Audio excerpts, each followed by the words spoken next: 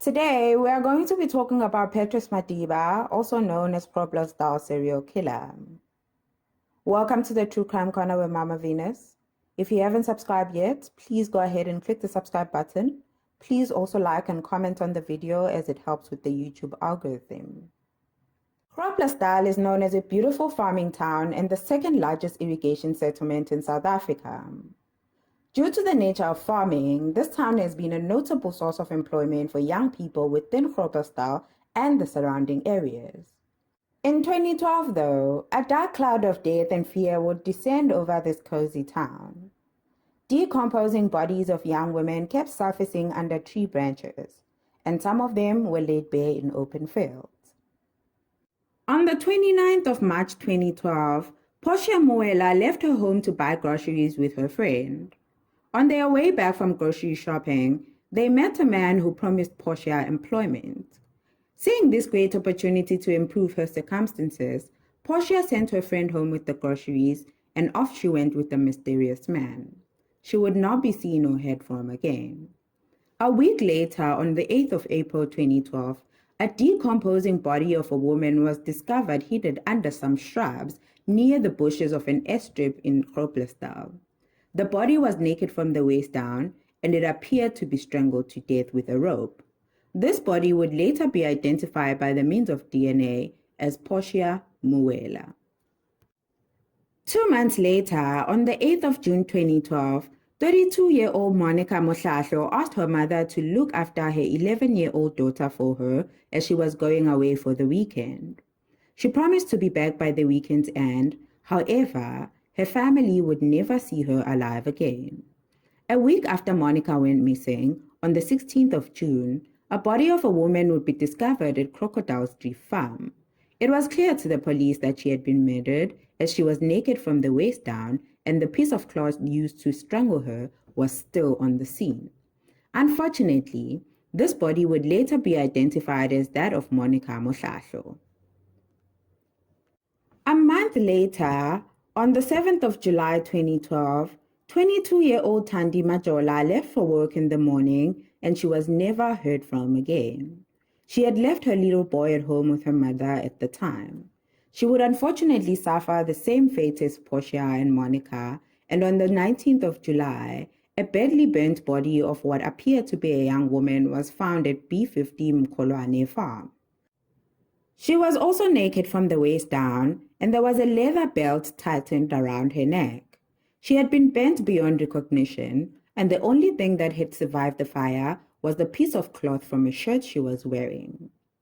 She was identified through DNA at a later stage, and her family confirmed it with the piece of cloth from the shirt. Soon after this discovery, another body of a woman was discovered in the bushes nearby, covered in branches. It was the deceased body of Mapule Maria Matlala.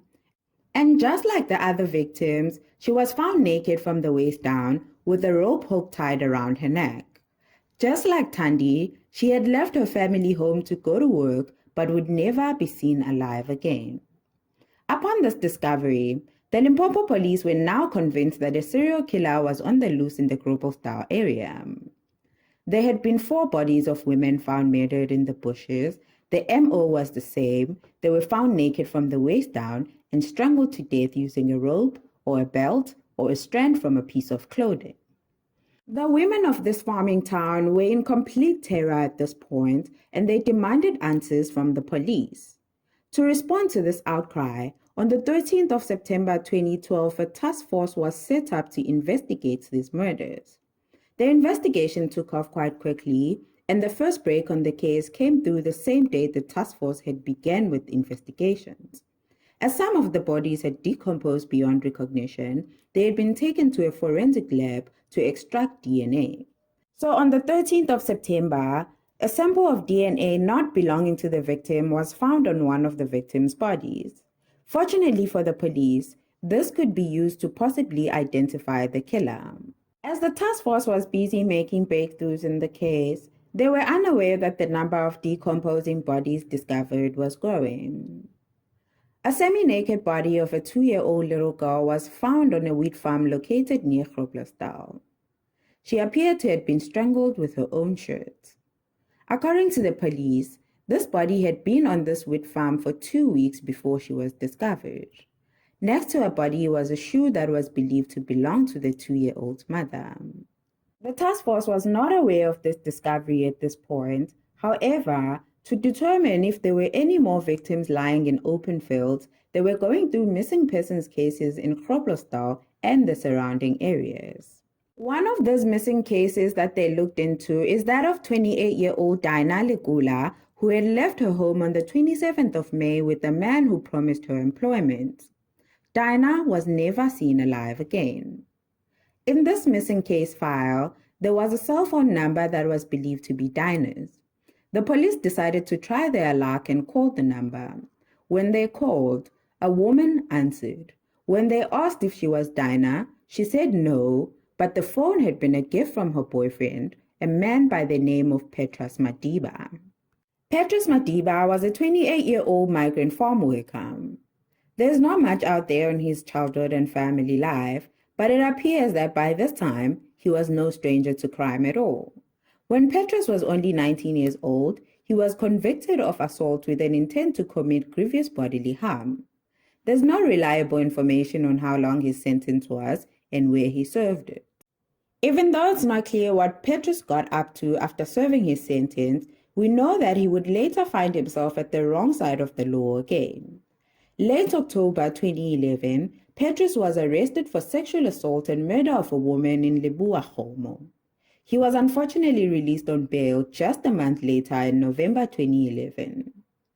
Finding out Petrus's name was another huge milestone to this case, as the girlfriend was able to provide them with his whereabouts. When they arrived at the farm that he worked at, they were told that he had left the farm a few days before.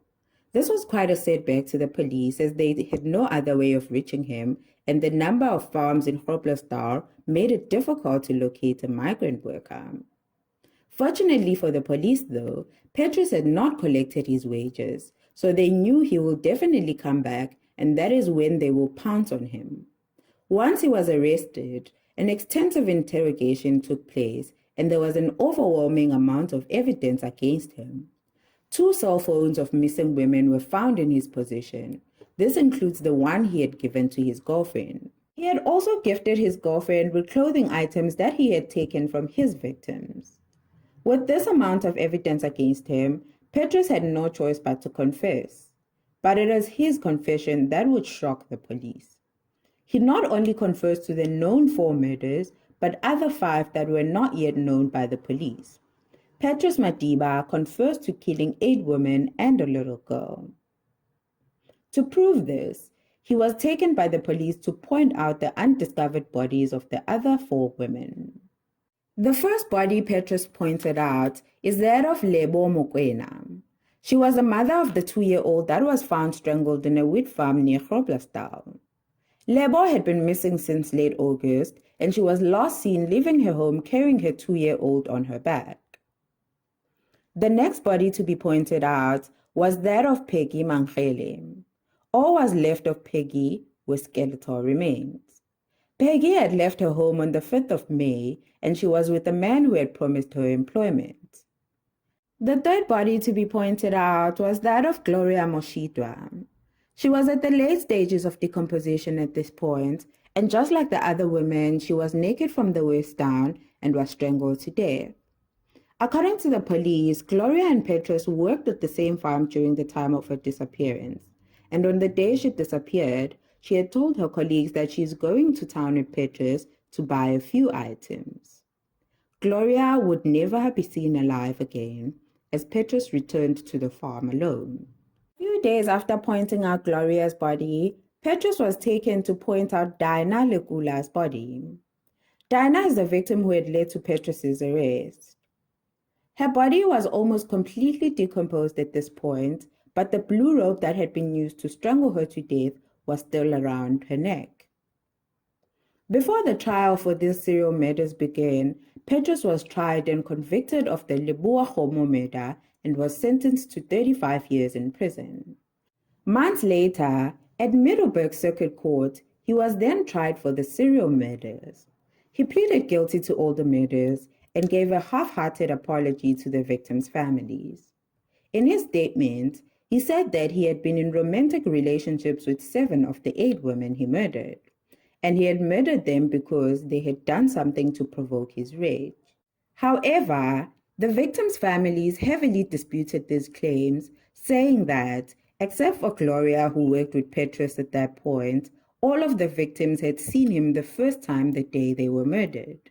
On the 17th of October 2013, Petrus Madiba was sentenced to 9 life sentences, in addition to the 35 years he was already serving. Okay, fam, this is where we ended with this week's case. This was a very upsetting case for me, especially because Petrus had committed these murders while on bail for murder. Like there was actually a way to prevent all of this from happening. Just keep the man in jail until his murder trial. Yintoni enzima apho? Like, I do not understand. I genuinely think that people who are accused of those kinds of murders should not be allowed bail until they are tried and proven guilty or innocent, just to avoid these kinds of killing sprees. Also, another thing, as a migrant worker, how were the police planning to locate Petrus for the Lebo trial? I mean, at this point, he was already on a killing spree 100 kilometers away in Groblersdal. So I'm not sure if he just decided not to show up on his court date, what were they going to do? Yeah, fam. Before I get my blood pressure up, let me know all of your thoughts and opinions at the comment section below. My heart does go out to the victims' families. I hope the fact that the killer is behind bars now brings some solace into your hearts, guys. Thank you so much for tuning in. Please don't forget to click the subscribe button if you haven't. And also like and share this video with your mates. Bye, guys. See you on the next one.